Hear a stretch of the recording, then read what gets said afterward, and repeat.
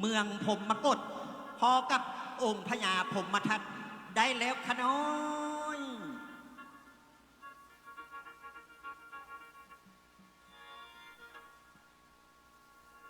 แต่นั้นขอแนะนำตัวไว้ละเมงตับเต้าไทยเลย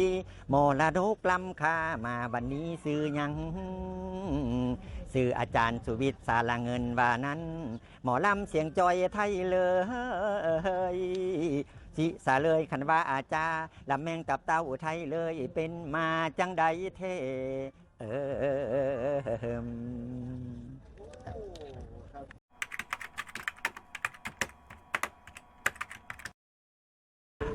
ไทยเลยนี่จะใช้แทนตัวเองว่าที่เป็นเบาภาษาซ้ำเนียงตระกูลล่วงพระบางเขาเอิ้นว่าภาษาลาวเนื้อครับแล้วก็จะไปอยู่แต่ละทีแต่ละทางก็สิเอิ้นคำว่าไทยนี่เป็นส่วนใหญ่นำหน้าเจ้าของยังเมืองเลยนี่จะมีไทยเลย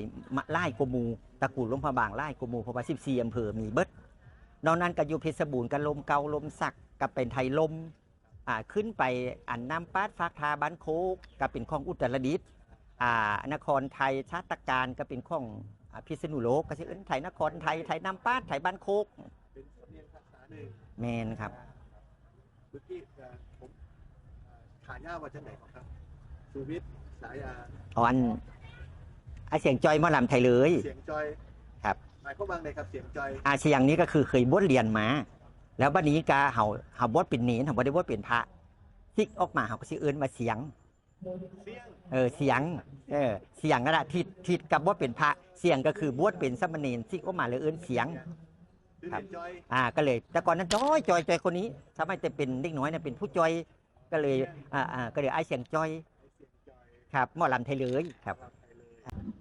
จะเอิ้นกับเตาคือกันเบิด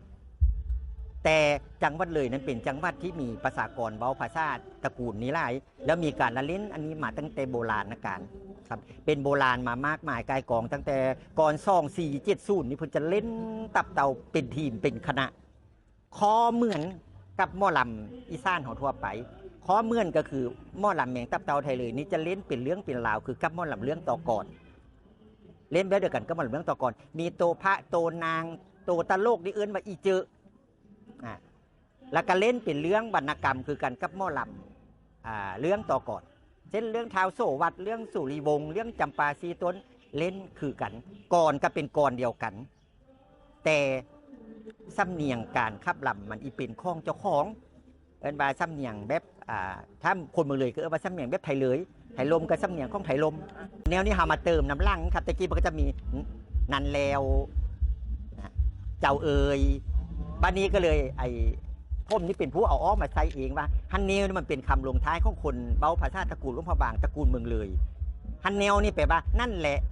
นั่นละใช่แล้วเริ่มสนใจเป็นหมอลำเริ่มสนใจเป็นหมอลำมาตั้งแต่เป็นเด็กน้อยอยู่ปฐมอีเมพาไปฟังหมอลำสมัยตะกี้ก็เป็นหมอลำเรื่องเขาที่เราไปเลี้ยนน่ะหมอลำคณะลังสิมันแม้ชวีวันดำเนินศิลปินแห่งชาติพอปอชลาดน้อยหม้อลำอุบลนี่ไปเล่นเมืองเลยใช่ไหมตะกี้มากแข่งครับมาแข่งจนฝึกจนลำได้แบบพอปอชลาดน้อยเลยเฮียนนำเทปแก้ออกมาเป็นคำกรแล้วก็ขับลำขับร้องอันนั้นคือร้องหม้อลำอีสานเขาทั่วไปเป็นก่อนเพราะว่าในหมู่บ้านท่านก็คือบ้านเกิดบ้านห้าแสข้าวอำเภอเชียงคานจังหวัดเลยตะกี้มีหม้อลำเพลินเพิ่นตั้งขึ้นมาแต่เป็นถ้าไม่เป็นเล็กน้อยไปมอยเพิ่นไปมอยคือไปแอบเบิงเพิ่นเล่นลำเพลินยังบ่ทันฮอตครับเป็นลำเพลินธรรมดาเพราะว่ามีคนทางอีสานทางอุดรขอนแก่นเขาไปซ่อนอยู่พุ้นเหตุให้มีคณะทางนั้นลำเป็นแบบเอื้นมาไทยเลยว่าเอื้นไห้ไตลำไห้ไตได้ครับไห้ไตได้ครับบัดนี้ที่มาสนใจเรื่องลำแมงตับเตานี้ก็คือลำแมงตับเตาไทยเลยนี้ในปี2500ประมาณ2547เพิ่นมีการค้นคว้าเพราะว่ามันคณะมันเลื่อน้อยหลงเลื่อไปเลื่ออยู่คณะเดียวอยู่บ้านน้ำพรตำบลปักตมอำเภอเชียงคานจังหวัดเลยณปัจจุบันนี้ก็เลื่ออยู่คณะเดียวสมัยแต่ก่อนมีเกือบทุกอำเภอไล่แต่ภูกระดึงขึ้นไปภูกระดึงภูล่วงบางสะพุงเมืองเลยตัวเมืองแล้วก็ไปอำเภอเชียงคานลงแม่น้ำโขงมี การละเล่นเหมือนกับเตาเป็นคณะไล่หมู่บ้านบัดนี้ทางนักวิชาการเพิ่นไปเรียนปริญญาโทมหาวิทยาลัยราชภัฏเลยเพิ่นก็ศึกษาเรื่องนี้เพิ่นก็ไป5 คนเอาบุคลากรที่เพิ่นเคยเป็นผู้แสดงลำเมียงตับเต่าทะเลแต่ละบ้านแต่ละอำเภอเนี่ยได้อำเภอละคน2 คนเอา มีคณะ อย่างผมเอาไปโฮมกันอยู่ทางทาลีปะเนี่ยปัจจุบันปักห้วย แล้วก็เอาคณะบ้านน้ำพรที่เพิ่นมีไร่กมูหันมาใส่แล้วเอาไปเล่นปะเนี่ยเพิ่นก็เลยเอาไปขึ้นไปเล่นอยู่บนอันเมนเผาศพเนี่ยเพิ่นเป็นปริศนาว่าถ้าเอาขึ้นไปเล่นอยู่นี้ ถ้าเฮาบ่มีการสืบทอดบ่มีการค้นหาบ่มีการเอามาล้อมมาลำก็สิคือกันกับเฮามายืนอยู่มุ้งเมนนี้ก็คือเผาไปนี่คือเป็นปริศนาธรรมเป็นครูแล้วครับรับราชการครูแล้วครับเขารับราชการครูเป็นครูอยู่ที่จังหวัดขอนแก่นนี้ปี2532ครับเป็นครูก่อนแล้วครับเป็นครูซ่อนประถมอยู่ขอนแก่นก็จังย้ายกลับบ้านครับสุดท้ายก็เกษียณที่โรงเรียนเลยพิทยาคมปี2565ครับตอนนี้63ครับบัดนี้หลังจากนั้นมันก็เข้าไปอยู่ในสถานศึกษาครับไปอยู่ในมหาวิทยาลัยก็มีนักศึกษาก็มาศึกษามาไปศึกษาจากบ้านน้ำพรตำบลปักตมเชียงคานโดยคุณครูเทืองแก้วดวงดีเป็นหัวหน้าคณะ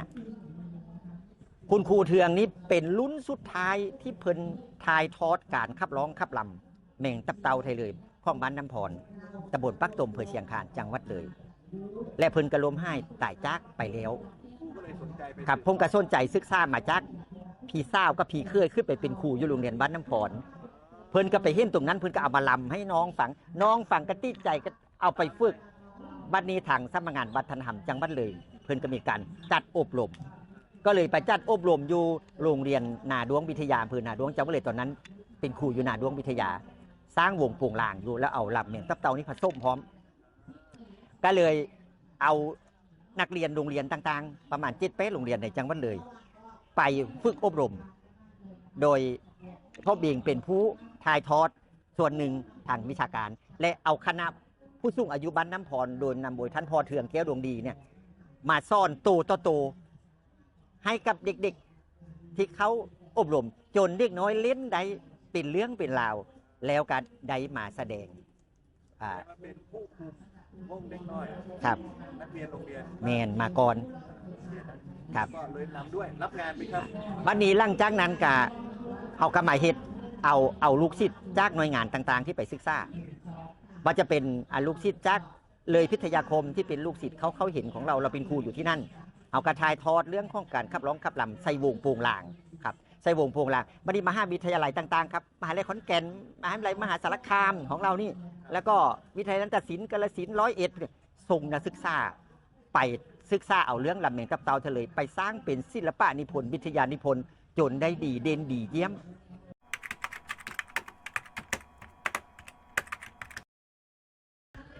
บัดนี้องค์พญาพรหมทัตเจ้าสิยายยางบางคาพระอัมพูบาละตามทางบรสาฮันแนวต่อไปก็จะเป็นเดินดงพอข่าวแล้วพอข่าวแล้วเดินก่อนย้อนต่อบ่ได้ยอลูซาพญาเท้ายางเดินขึ้นโขกเยินเห็นนกผู้เข้าขันอาสาจันดาสิงกาลากา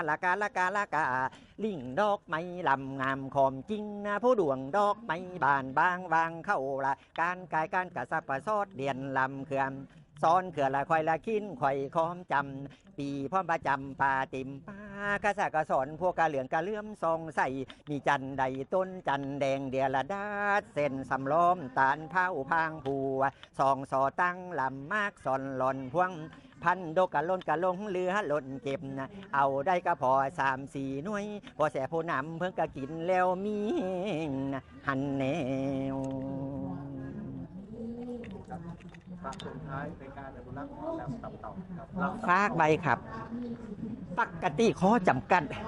ผู้จะลำเมียงตับเต่าไทยเลยต้องเป็นคนที่เว้าภาษาสำเนียงหลวงพระบางสำเนียงไทยเลยไทยลมได้จังสิลองได้ดีแต่กระบอกได้ปิดกันพี่น้องทางอุดรขอนแก่นกาฬสินธุ์สารคามอีสานของเฮาอยู่ภาคอื่นๆก็สามารถไปเฮียนเอาทำหนองตับเต่าได้พอมีลูกศิษย์ไล่ผู้ไล่คนแล้วบ่ได้ปิดกันต้องซอยกันส่งเสริมสร้างสรรค์ซื้อทอดเพราะฉะนั้น ตับเต่ามีทั้งจังหวัดเลยมีทั้งจังหวัดเพชรบูรณ์มีทั้งจังหวัดอุตรดิตถ์ที่มีอยู่ในคณะนี้นะครับ และที่สำคัญก็คือเฮาขึ้นบัญชีมรดกภูมิปัญญา